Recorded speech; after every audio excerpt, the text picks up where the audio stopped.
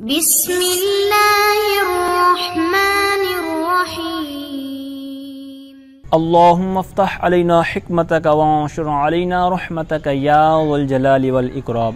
تو جی ناظرین، الحمدللہ عز وجل ہدایت النحو کتاب ہماری جاری الساری ہے، اور آج ہم اس کا سبق نمبر 60 نمبر سبق انشاءاللہ عز وجل پڑھیں گے۔ تو الخاتمۃ فی سائر احکام الاسم ہمارا جاری الساری ہے، تو اس کے اندر ٹوٹل 10 فصلیں آئیں گی، جن میں سے ہماری 6 فصلیں ہو چکی ہیں۔ 7 اور 8 نمبر فصل انشاءاللہ عز وجل آج کے سبق کا حصہ بنائیں گے۔ تو اس کے اندر اس میں فاعل اور اس میں مفعول، یہ دو فصلیں انشاءاللہ عز وجل شامل ہوں گی۔ تو 2 فصلیں شامل کرنے کی وجہ یہی ہے کہ اس میں فاعل کی جو بحث ہے، تو اس کے اندر اس میں فاعل کی تعریف ہے، اس کے جو صیغے ہیں یعنی اس کے جو وزن ہے، اور پھر اس کے عمل کی شرائط۔ تو اب اگلی فصل جو ہے اس کے اندر اس میں مفعول کی تعریف اور اس کا صیغہ تو ہوگا، تو عمل کی شرائط جو اس میں فاعل کی ہیں وہی اس میں مفعول کی ہیں، ٹھیک ہے۔ تو لہٰذا اس لیے انہوں نے وہاں پر اس میں مفعول کی شرائط وغیرہ ذکر نہیں کی، تو لہٰذا اس وجہ سے وہ اگلی فصل مختصر تھی، تو اس لیے اس کو اسی سبق کے ساتھ اٹیچ کر دیا۔ تو آئیے سبق کی طرف بڑھتے ہیں۔ سبق کا انداز آپ کو پتہ ہی ہے، عبارت، ترجمہ، تفہیم، اور ساتھ میں جو حاشیے میں سے بھی جو بہت زیادہ مفید باتیں ہوں گی معلوماتی، اس کو بھی ساتھ میں ذکر کیا جائے گا۔ تو سب سے پہلے اس میں فاعل کی تعریف ذکر کرتے ہیں۔ فصل: اسم الفاعل اسم مشتق من فعل لیدل علی من قام به الفعل بمعنى الحدوث۔ کہتے ہیں اسم فاعل وہ اسم ہے مشتق جس کو شق کیا گیا ہو، مشتق کیا گیا ہو، جس کو نکالا گیا ہو، من فعل فعل سے۔ اب یہاں پر فعل سے مراد فعل نہیں ہے، ٹھیک ہے، کیونکہ پچھلے سبق میں بھی ذکر کیا گیا کہ بصریوں اور کوفیوں کا اس میں اختلاف ہے، اور جو مصنف علیہ رحمہ ہے صاحب ہدایت النحو، تو یہ بصریوں کے ساتھ چل رہے ہیں اس مسئلے میں، تو لہٰذا وہ مصدر اصالت ان کے نزدیک، تو لہٰذا یہاں پر مصدر ہی چیز مراد ہے۔ تو اب فعل کیوں کہا؟ تو یہاں پر کہتے ہیں فعل سے مراد فعل لغوی ہے، ٹھیک ہے، تو مطلب وہی مصدر مراد ہے یہاں پر۔ دوبارہ سماعت کریں، اس میں فاعل وہ اسم ہے جس کو مصدر سے، ٹھیک ہے، فعل کی جگہ پر آپ فعل لغوی کہہ لیں یا مصدر کہہ لیں، تو اس میں فاعل وہ اسم ہے جس کو فعل لغوی سے یا مصدر سے نکالا گیا ہو۔ اب کیوں نکالا گیا ہو؟ کہتے ہیں لیدل علی من قام به الفعل، تاکہ وہ دلالت کرے اس ذات پر جس کے ساتھ فعل قائم ہے۔ بمعنى الحدوثی مطلب بطریق حدوثی معنی کے طور پر۔ اچھا جی، اب آگے اس کا صیغہ بیان کرتے ہیں ثلاثی مجرد سے۔ کہتے ہیں وصیغتہ من الثلاثی المجرد علی وزن فاعل کضارب وناصر۔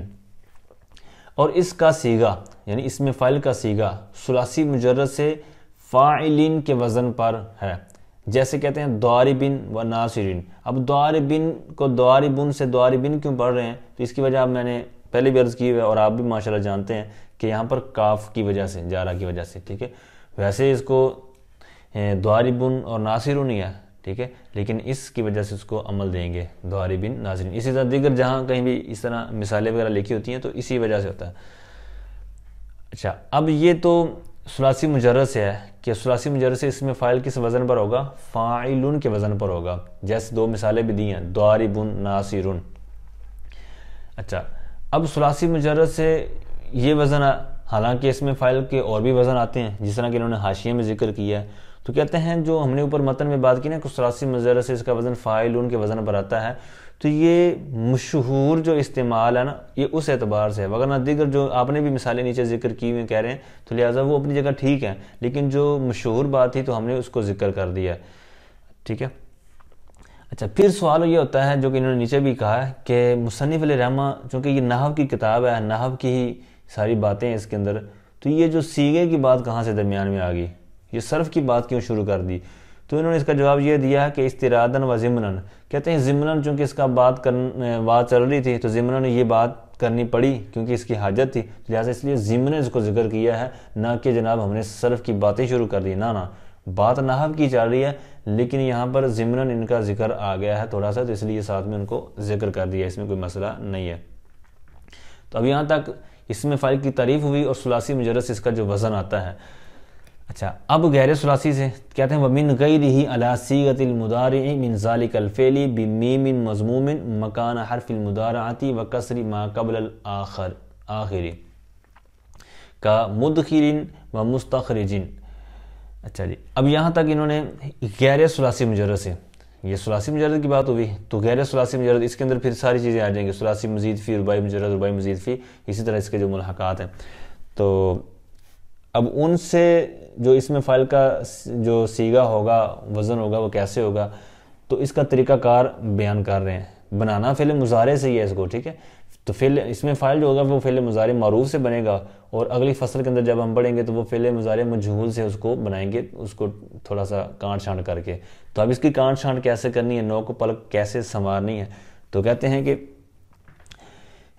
اس اور غیر ثلاثی مجرد سے مضارع کے صیغے پر ہوگا، یعنی اس کا صیغہ اسی کو اس کے اوپر اس کا تف ہوگا، وَصِيغَتُهُ مِنْ غَيْرِهِ عَلَى صِيغَةِ الْمُضَارِعِ مِنْ ذَلِكَ الْفِعْلِ، ٹھیک ہے، اس طرح عبارت ہوگی۔ اور اس کا صیغہ یعنی اس میں فاعل کا صیغہ غیر ثلاثی مجرد سے مضارع کے صیغے پر ہے، مِنْ ذَلِكَ الْفِعْلِ، اس فعل سے، یعنی جو بھی اس کا فعل ہوگا تو اس فعل سے آپ نے اس میں فاعل بنانا ہے، تو اس فعل سے اس طرح کانٹ چھانٹ کریں جو آگے بیان کر رہے ہیں۔ کہتے ہیں بِمِيمٍ مَضْمُومٍ مَكَانَ حَرْفِ الْمُضَارَعَةِ، یعنی حرف مضارع یعنی جو علامت مضارع ہے، حروف عطین میں سے جو علامت ساتھ لگی ہوگی، تو وہاں کیا کرنا ہے، تو اس کی جگہ یعنی اس کو حذف کر دینا ہے، اس کی جگہ میم مضموم لگا دینی ہے، ٹھیک ہے۔ وَكَسْرِ مَا قَبْلَ الْآخِرِ، اور آخر کا ما قبل جو ہے، یعنی لام کلمے سے جو پہلے ہے، آخر کا ما قبل ہے تو اس کو کیا دینا ہے، کسر، یعنی کسرہ دینا ہے۔ اب اس کو مثال سے سمجھیں، جیسے کہتے ہیں یدخلو، ادخلا یدخلو ادخال، یعنی داخلہ یدخلو جو مجرد سے ناصرہ سے ہو گیا، اور باب افعال پر جب اس کو لے کے جائیں گے ادخلا یدخلو، تو اب یدخلو سے جب ہم نے یہ بنانا ہے تو فعل مضارع گرائیں گے یا یدخل سے، تو یا گرائی تو یہ اوپر یہی انہوں نے کہا نا کہ حرف مضارع کی جگہ پر میم مضموم لگا دیں گے، تو یدخل سے میم کو یہاں پہ یا کو گرایا تو میم مضموم لگا دی پہلی شرط کے طور پر جو انہوں نے کہا تھا، اور آخر کا ما قبل کسرہ دے دینا، جیسے مدخلون، اب یہاں پر تو پہلے یدخلو یعنی کسرہ تھا تو لہٰذا یہاں پر دے دیا گا، اور اگر بعض جو بابوں کے اندر اس طرح نہیں ہوگا تو لہٰذا وہاں ان ابواب میں یہ دینا ہوگا، ٹھیک ہے۔ تو یہ یدخلو سے مدخلون، تو آخر میں پھر تنوین لگا دیں گے، جس کا انہوں نے یہاں پر ذکر تو نہیں کیا، لیکن آپ نے ابتدائی کتابوں کے اندر پڑھا ہوا ہے کہ یدخلو اس کے اندر تنوین نہیں تھی، لیکن یہاں پر یہ ہم نے کر دیا اسم کے اندر، مدخلون ہو گیا۔ اسی طرح مستخرجون کے اندر بھی یہی ہوا ہے، یستخرجو سے، تو اسی طرح دیگر کے اندر آپ کر سکتے ہیں۔ اب یہ ایک طریقہ کار انہوں نے بیان کر دیا، لیکن یہاں پر پھر اعتراض کرنے والے بھی ساتھ ساتھ ہی کھڑے ہوتے ہیں، تو اعتراض کر دیا کہ آپ نے کہا ہے کہ بھائی اس طرح مطلب غیر ثلاثی مجرد سے آئے گا، ہم آپ کو مثالیں دکھا دیتے ہیں کہ اس کے اندر ما قبل آخر، یعنی آپ نے کہا ہے کہ آخر کا ما قبل اس کو کسرہ دینا ہے، لیکن ہم آپ کو مثالیں دکھاتے ہیں کہ جس کے اندر کسرہ نہیں ہے، فتح ہی دیا گیا، لیکن ہیں بھی اس میں فاعل کے صیغے، تو وہ کیا خرابی ہے، اس میں کیا ہوا، تو کہتے ہیں کہ اس کی مثالیں انہوں نے دی ہیں، جیسے محسن، ٹھیک ہے، اسی طرح مشہبن، تو اس کا جواب انہوں نے سمپل دیا، کہتے ہیں یہ قلیل ہے، یعنی شاذ ہے، قلیل ہے، اور یہ اس میں مفعول سے مستعار ہے، یعنی ادھار پکڑا ہے کہ آپ اپنا وزن دے دیں، پھر اس کی بھی لاجک ہے، لیکن سمپل یہ ذہن رکھیں کہ ایسا ہو جاتا ہے لیکن یہ قلیل ہے، ٹھیک ہے، اور یہ مستعار ہے، یعنی اس کو ہم دلیل نہیں پکڑ سکتے کہ ما قبل آخر کسرہ ضروری نہیں ہے، فتح بھی آ سکتا ہے، نہ فتح آنا یہ جائز نہیں ہے، مطلب ضروری یہی ہے کہ جو اب طریقہ کار یہاں پر بیان کیا گیا ہے، ٹھیک ہے، مدخلون کا وزن جو بیان کیا گیا ہے۔ اچھا جی، اب آگے کہتے ہیں کہ اس کا عمل کیا ہے، یعنی جو اس میں فاعل ہے تو یہ عمل کیسے کرے گا۔ پچھلے سبق کے اندر ہم نے مصدر جو پڑھا ہے تو اس کا بھی ایک باقاعدہ عمل تھا، اس کے جو قوانین بیان کیے گئے تھے، تو اب اس کا کیا عمل ہے، اس کا بھی کوئی ہے، تو کہتے ہیں کہ وَهُوَ يَعْمَلُ عَمَلَ فِعْلِهِ الْمَعْرُوفِ إِنْ كَانَ بِمَعْنَى الْحَالِ أَوِ الْاِسْتِقْبَالِ وَمُعْتَمِدًا عَلَى الْمُبْتَدَئِ، کہتے ہیں اور وہ وَهُوَ کا مرجع وہی، اس میں فاعل کی جب بات ہو رہی ہے تو وہی اس کا مرجع ہوگا، اور اس میں فاعل اپنے فعل معروف کا عمل کرتا ہے۔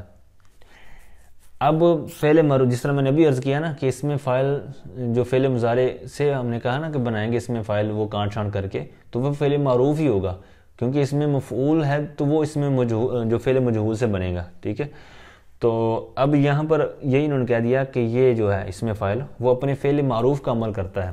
تو فعل معروف آپ کو پتہ ہے کیا ہوتا ہے. اب پھر اس کے اندر بھی دو صورتیں ہیں، جس طرح مصدر کے تحت بات ہوئی کہ مصدر لازم کا ہے یا متعدی کا، تو اسی طرح یہ جو اسم فاعل ہے تو اگر وہ اسم فاعل فعل لازم سے ہے تو اسی طرح عمل کرے گا، ٹھیک ہے، یعنی اپنے فاعل کو رفع دے گا اور 6 چیزوں کو نصب دے گا. یہاں پر تو چونکہ اختصاراً بات ہو رہی ہے، وہاں یہ چیزیں چھوڑ دی گئی یہاں سے متن کے اندر، لیکن جو آپ نے ابتدائی کتابیں پڑھی ہیں میں ساتھ میں ذکر کر دیتا ہوں. خلاصۃ النحو جو دعوت اسلامی کے نصاب میں شامل ہے کنز المدارس کے، تو اس کے اندر آپ نے پڑھا بھی نہیں پڑھا تو ایک دفعہ دوبارہ دیکھ لیں، آپ کے لیے میں لگا دیتا ہوں کہ اس میں فاعل فعل معروف کی طرح عمل کرتا ہے، یعنی اپنے فاعل کو رفع دیتا ہے اور 6 اسماء کو نصب دیتا ہے، ٹھیک ہے. چونکہ اگر فعل لازم ہے تو فعل لازم کا آپ کو پتہ ہے کہ مفعول بھی نہیں آتا. اب یہ جو 6 اسماء کو دیتا ہے نصب تو یہ فعل لازم کے طور پر ہے، ٹھیک ہے. تو لہٰذا مفعول مطلق کو بھی نصب دے گا، مفعول فیہ کو، معہ کو، لہو کو، حال کو، تمییز کو. اور اگر فعل متعدی کا اس میں فاعل ہو، یعنی اس میں فاعل جو ہے وہ فعل متعدی سے ہے تو پھر مفعول بھی کو بھی نصب دیتا ہے، ٹھیک ہے. تو یہ آپ دیکھ رہے ہیں عناصر زید امرن، ٹھیک ہے. تو یہ آپ نے ذہن نشین رکھنا ہے کہ اس کا عمل کیا ہے. تو یہ کہتے ہیں کہ یہ اپنے فعل معروف کا عمل کرتا ہے. تو اس کی ڈیٹیل میں نے عرض کر دی ہے، مثالیں بھی آپ کے سامنے ذکر کر دی ہیں کہ اس طرح یہ ان 6 اسماء کو نصب دیتا ہے، اور متعدی کا ہو تو 7ویں چیز کو بھی نصب دے دیتا ہے، وہ مفعول بھی. اچھا جی، اب عمل تو کرتا ہے، وہ میں نے عمل بیان بھی کر دیا. تو اب اس کی شرائط ہیں جس کی آگے بات چلنے لگی ہے. اب یہ شرائط کیوں ہیں؟ تو سمپل سی بات ذہن میں رکھیں کہ اس میں فاعل جو ہے اس کو فعل مضارع سے مشابہت ہے، ٹھیک ہے. اس کی پھر وہی بات کہ جو مراح الارواح میں نے پچھلے سبق کے اندر بھی ذکر کی تھی کہ اس کو ضرور آپ پڑھیں تھوڑا سا وقت نکال کے، کیونکہ اگر آپ کو یہ شوق ہے تو یہ شوق آپ کا مزید 12 چاند لگ جائیں گے، ٹھیک ہے. مدینے کے 12 چاند لگ جائیں گے آپ کے علم میں، تو ضرور اس کو پڑھیے گا. تو اب اس میں فاعل اور فعل مضارع تو اس کے اندر آپس میں کیا ربط ہے، کیا کنیکشن ہے، کیا رشتہ ہے، کیا مشابہت ہے، تو یہ وہاں پر کافی ڈیٹیل میں ذکر کی گیا ہے. تو اسی طرح دیگر چیزوں کی آپ کو معلومات ملے گی. اچھا جی، اب اس کی شرائط کیا ہیں؟ یعنی عمل تو اپنے فعل معروف کا کرتا ہے یہ اس میں فاعل، تو اب کیا آنکھیں بند کر کے کر دیتا ہے یا پھر اس کے لیے کچھ چیزوں کو دیکھنا پڑے گا؟ کہتے ہیں کرتا تو ہے اپنے فعل معروف کا عمل، ان کان بمعنی الحالی او الاستقبالی، اگر وہ اس میں فاعل حال کے معنی میں یا استقبال کے معنی میں ہو، ٹھیک ہے، حال یا استقبال کے معنی میں ہو. اچھا جی، پہلی شرط یہ ہوئی کہ اس میں فاعل جس بھی مثال کے اندر آپ دیکھ رہے ہوں گے تو اس مثال کے اندر وہ آپ اس میں فاعل یا تو حال کے معنی میں ہوگا یا استقبال کے معنی میں ہوگا. دوسری شرط ہے وَمُعْتَمِدًا عَلَى الْمُبْتَدَإِ، اور پھر اعتماد کرنے والا ہو، سہارا لینے والا ہو، علی المبتدائی، مبتدا پر. اب یہ صرف مبتدا کی بات نہیں ہے، یہ آگے اور بھی چیزیں گنوا رہے ہیں، تو ان میں سے کوئی ایک ہونا ضروری ہے، ٹھیک ہے. ایسا نہیں ہے کہ سب بیک وقت پائی جانے ضروری ہے، نہ. ایک بات تو یہ ہے، پہلی شرط میں سے ہوگی حال یا استقبال کے معنی میں ہو، یعنی ان میں سے ایک معنی ہو. دوسرا یہ ہے کہ خواہ وہ مبتدا کے اوپر اعتماد کرنے والا ہو، یعنی سہارا لینے والا ہو. اب ویسے تو اعتماد مطلب تکیہ لگانا، کسی پر بھروسہ کر لینا، سہارا لے لینا، اس معنی میں استعمال ہوتا ہے. لیکن یہاں پر مراد یہ ہے کہ اس کے ساتھ کوئی رشتہ ہو، اس کے ساتھ کوئی ربط ہو، ٹھیک ہے. اب جس طرح مبتدا ہے تو اس کے بعد فعل ہو تو مبتدا، فعل جو مبتدا ہے تو وہ تو مبتدا ہی ہے، لیکن آگے جو فعل ہے تو وہ اس کے ساتھ مطلب اس کا رشتہ اس طرح قائم ہو جائے گا کہ وہ اس کی خبر بن جائے گی. اسی طرح آگے جو بات ہے کہ یہ جو شرطوں کے طور پر لے رہے ہیں، یا تو مبتدا کے اوپر سہارا لیے ہوئے ہو یا ذی الحال، یعنی جو حال ذو الحال والی ترکیب ہے وہ بن رہی ہو. یعنی جس طرح ذو الحال کے بعد فعل ہو تو حال، تو اسی طرح یہاں پر جو اس میں فعل ہے اس میں فاعل، تو وہاں پر بھی ذو الحال اور حال کی ترکیب کا ربط قائم ہوگا. اسی طرح موصول صلے والی، ٹھیک ہے. اسی طرح موصوف صفت، اسی طرح حمزہ استفہام، چونکہ حمزہ استفہام اور حرف نفی جو ہے تو یہ فعل کے ساتھ مطلب آتے ہیں دونوں عام طور پر. تو اب یہ اس کے ساتھ بھی لگا دیا گیا کیونکہ مشابہت ہے نا اصل چیز، جس طرح میں عرض کیا نا. تو اب یہ اصل چیز ہے فعل مضارع کے ساتھ اس کی مشابہت، تو لہٰذا جس انداز میں مشابہت ہو سکتی ہے تو انہوں نے وہ چیزیں یہاں پر ذکر کر دی ہیں، ٹھیک ہے. اچھا یہ ساری چیزیں ویسے میں نے خلاصتاً عرض کی ہیں. تو اب آئیے دوبارہ شرطوں کی طرف کہ پہلی شرط کیا تھی کہ حالی استقبال کے معنی میں ہو. دوسرا یہ ہے کہ یہ جو چیزیں آگے بھی ہیں مبتدا کے علاوہ تو ان میں سے کسی پر اعتماد کیے ہوئے ہو, یعنی وہ اس میں فاعل سے پہلے ان میں سے کوئی نہ کوئی چیز موجود ہو, یعنی یا مبتدا ہو یا ذوالحال ہو یا جناب موصول ہو یا موصوف ہو, ٹھیک ہے, حمزہ استفہام ہو یا حرف نفی ہو, ٹھیک ہے, کوئی نہ کوئی اس میں فاعل سے پہلے ہو. تو یہ دو چیزیں ہوں گی تب یہ عمل کرے گا جو اوپر بیان کر دیا گیا. اور خلاصۃ النحو کا میں نے اسکرین شاٹ لگایا. یہ خلاصۃ النحو کے دو حصے ہیں, دو پارٹس. تو ان میں سے یہ دوسرے حصے کے اندر صفحہ نمبر 114 جو مکتبۃ الجنہ کی کتاب ہے تو یہ وہاں سے میں نے اسکرین شاٹ لگایا. اچھا جی, اب یہ جو انہوں نے کہا نا کہ یہ جو شرط لگائی ہے تو ایک تو میں نے عرض کر دیا کہ اس کے اندر کا مشابہت ہے. دوسرا یہ جو حال استقبال والا معنی انہوں نے بیان کیا اس کے طور پر بھی انہوں نے ایک بات بیان کی ہے. کہتے ہیں اعم من ان یکون حقیقیاً, کہتے ہیں یہ جو بات بیان کی کہتے ہیں یہ عام ہے خواہ یہ حقیقی طور پر ہو یعنی حال استقبال کے معنی میں, جس طرح اس کی مثال بھی موجود ہے. یہ کہتے ہیں حکایتاً ہو, جیسے وَقَلْبُهُمْ بَاسِطٌ ذِرَاعَيْهِ بِالْوَصِيدِ, ٹھیک ہے. اب یہاں پر باسطن اس میں فاعل جو ہے کہتے ہیں یہ اگرچہ ماضی کے معنی میں لیکن یہاں پر مراد حال کی حقیقت ہے, ٹھیک ہے, حکایت حال ہے. تو اس وجہ سے یہاں پر یہ حکایتاً اور حکمن کے اندر آ جائے گا. اچھا پھر یہاں پر یہ جو شرائط بیان کی جا رہی ہیں کہ اس حال استقبال کے معنی میں ہو اور ان میں سے کسی ایک پر سہارا لیے وہ جو آگے چیزیں آ رہی ہیں. تو اب جو امام قصائی ہیں تو ان کے نزدیک کہتے ہیں کہ یہ برابر ہے, خواہ ماضی کے معنی میں ہو خواہ حال کے معنی میں ہو خواہ استقبال کے معنی میں, یعنی اوپر تو حال استقبال ہے, ان کے نزدیک ساری چیزیں آ جائیں گی, حال استقبال اور ماضی, ٹھیک ہے, ان کے نزدیک سب کے اندر یہ کام کرے گا, سب کو چلائے گا. اچھا جی, اب آئیے اوپر سبق کی طرف بڑھتے ہیں. وَمُعْتَمِدًا کی انہوں نے نیچے ترکیب بھی بیان کی ہوئی ہے. یہ جو پیچھے کان آیا تھا یہ اس کی خبر ہے, یعنی خبر کی خبر ہے, ڈبل خبر.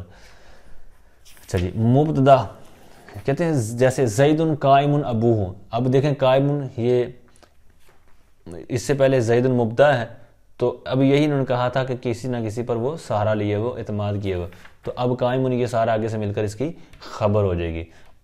اچھا جی, یا پھر کہتے ہیں او ذل حالی, اس کا بھی اسی طرح ربط رہے گا, الا اس کے اوپر عطف ہوگا, علی المبتدائی الا ذل حالی, ٹھیک ہے. یہاں پر آپ دیکھ رہے ہیں اسماء ستہ کی حالت جو جری ہے.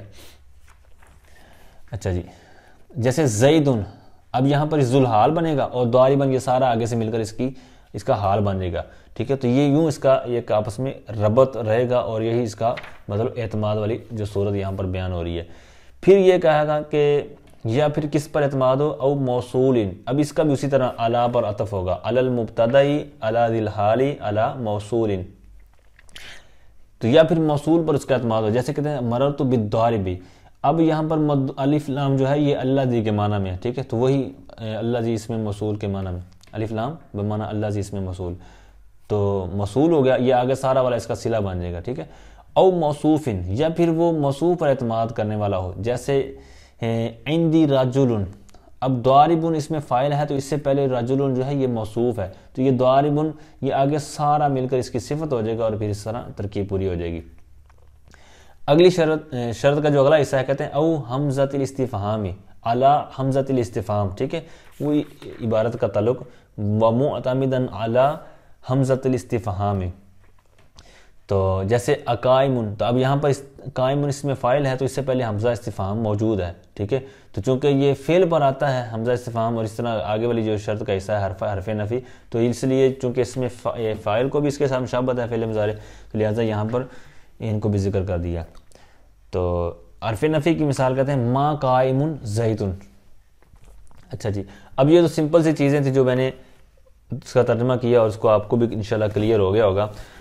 اب یہاں پر یہ جو شرطیں وغیرہ ذکر کی ہیں تو یہ کن کے نزدیک ہے اور کن کے نزدیک نہیں ہے, تو یہ صفحہ نمبر جو پچھلے صفحے کا معتمداً حاشیہ نمبر 5 ہے, تو اسی کے چلتے ہوئے اگلے صفحے پر جو کچھ باتیں ذکر کی ہیں کہتے ہیں کہ یہ جو اعتماد کی شرط ہے تو یہ جو ذکر کی گئی ہیں یہ امام سیبویہ کے نزدیک ہیں اور دیگر جو بصریین ہیں نا ان کے نزدیک ہے, اور جو امام اخفش ہیں اور کوفی ہیں تو وہ بغیر اعتماد کے, یعنی وہ کہتے ہیں کسی چیز پر بھی اعتماد نہ ہو یہ ویسے جناب عمل کر دے گا, اس کے اندر اتنی طاقت ہے, قوت ہے. اچھا جی, اب آگے والا ایک بہت پیارا ایک اصول بیان کریں گے آپ کے سامنے. کہتے ہیں فَإِن كَانَ بِمَعْنَى الْمَاضِ وَجَبَتِ الْإِضَافَةُ مَعْنًى نَحْوُ زَيْدٌ ضَارِبُ عَمْرٍ أَمْسَ. اچھا جی، کہتے ہیں کہ اگر اس میں فاعل ماضی کے معنی میں ہو، بمعنی ماضی ہو، تو اضافت واجب ہوگی معنی کے اعتبار سے، یعنی اضافت معنی میں واجب ہوگی.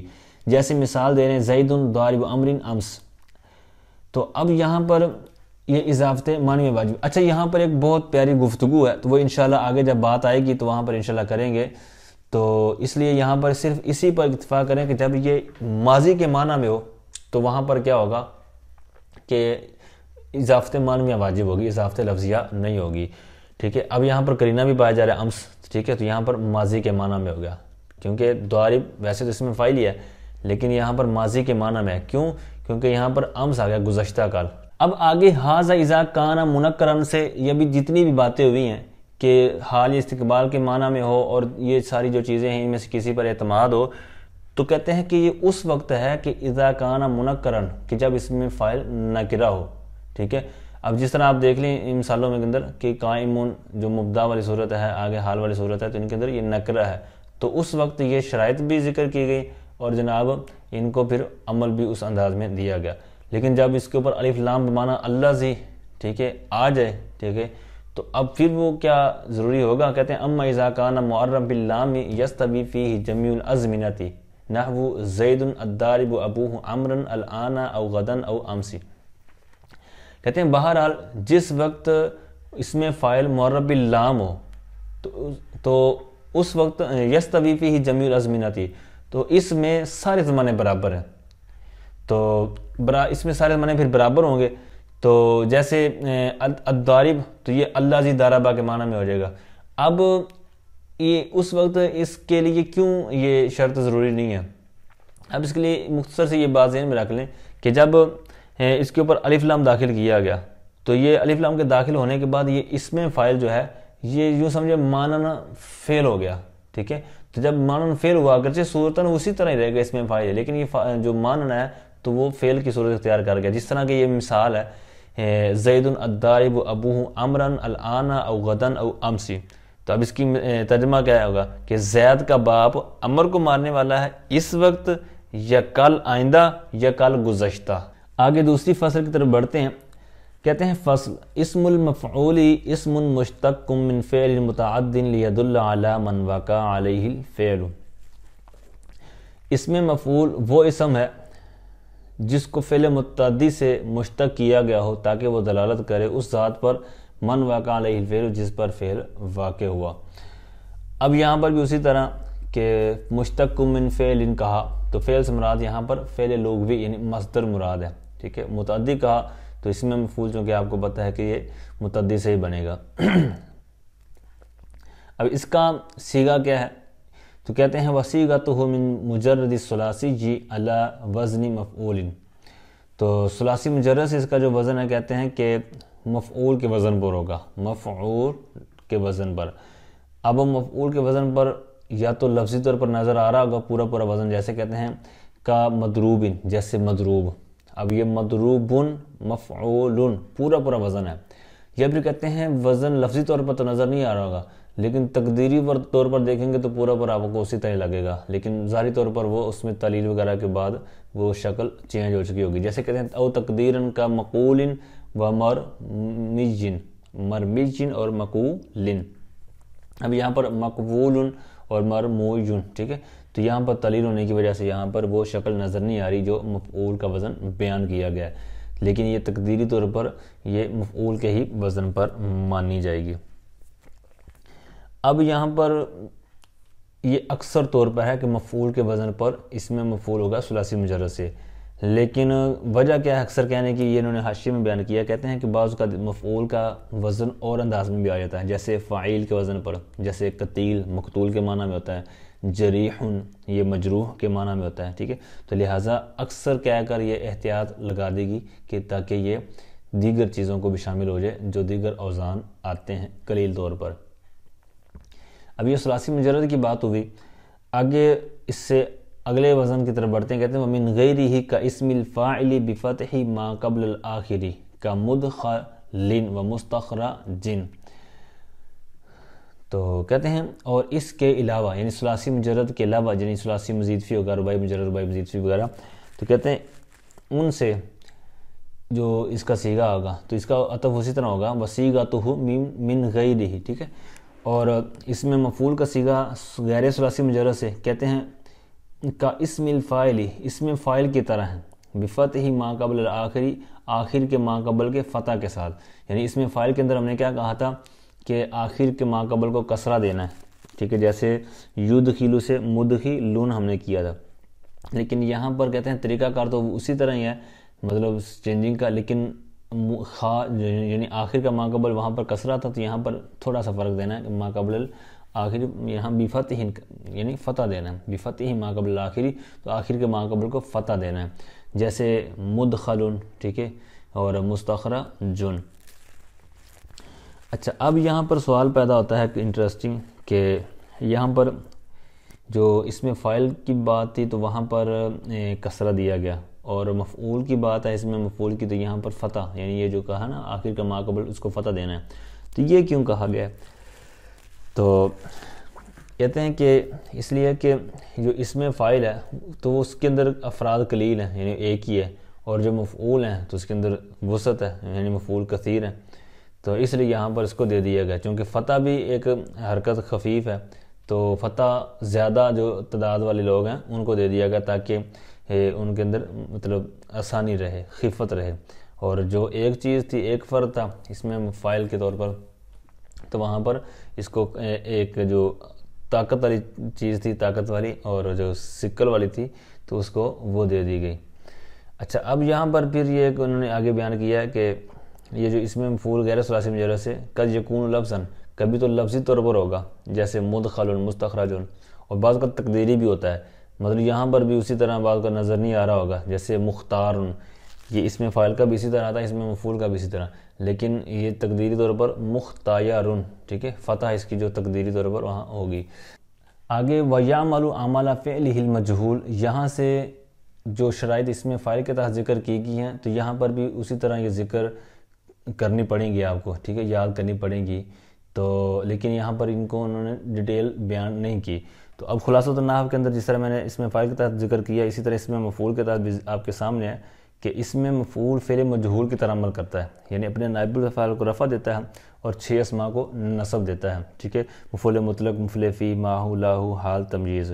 اچھا، جس فعل کے 2 یا 3 مفعول ہوں، کیونکہ اگر ایک ہی مفعول ہے تو اس نے تو نائب الفاعل بن جانا ہے، اگر 2 یا 3 ہوں تو ایک نائب الفاعل بن گیا اور ایک آگے مفعول بھی باقی رہے گا. اگر 3 ہیں تو ایک نائب الفاعل اور 2 پھر مفعول بھی رہیں گے. ٹھیک ہے، تو جس فعل کے 2 یا 3 مفعول ہوں اس کا اس میں مفعول پہلے مفعول کو رفع، کیونکہ وہ نائب الفاعل بن جائے گا، اور باقیوں کو نصب دیتا ہے. ٹھیک ہے، اس کی مثالیں آپ کے سامنے ہیں. ٹھیک ہے، اب اس کے عمل کے لیے دیگر شرائط جو یہاں اس میں فاعل کے تحت سبق کے اندر بھی بیان کی گئی ہیں، یہاں پر وہ نیچے موجود ہیں اس میں مفعول کے تحت بھی. تو المختصر یہ ہے کہ شرائط وہی ہیں. آئیے برکت کے لیے آگے جو عبارت دی ہوئے وہ پڑھ لیتے ہیں. کہتے ہیں وَيَعْمَلُ عَمَلَ فِعْلِهِ الْمَجْهُولِ بِالشَّرَائِطِ الْمَذْكُورَةِ فِي اسْمِ الْفَاعِلِ نحو زید مضروب غلامہ الآن او غدن او امسی. اور کہتے ہیں کہ اس میں مفعول اپنے فعل مجہول کا عمل کرتا ہے. اس میں مفعول وَيَعْمَلُ کا ضمیر جو نکلے گی وہ اس میں مفعول، اور اس میں مفعول اپنے فعل مجہول کا عمل کرتا ہے ان شرائط کے ساتھ جو ذکر کی گئی اس میں فاعل میں. جیسے مثال دیتے ہیں، کہتے ہیں زید مضروب غلامہ الآن او غدن او امسی. ٹھیک ہے، یعنی زید کا غلام مارا ہوا ہے آج یا کل، یعنی جو آئے گی. ٹھیک ہے، یا گزشتہ کل، امس یعنی گزشتہ کل. تو اب یہاں پر یہ جو شرائط ہیں اس میں مفعول کے تحت، اس حوالے سے یہاں پر انہوں نے ایک چیز بیان کی ہے 177 کے اندر حاشیے میں. کہتے ہیں کہ اس میں مفعول کے سبق کے اندر جو شرائط کا ذکر کیا گیا ہے تو جو نحوی متقدمین ہیں، ٹھیک ہے، متقدمین ہیں تو ان کے نزدیک تو یہ چیز نہیں تھی.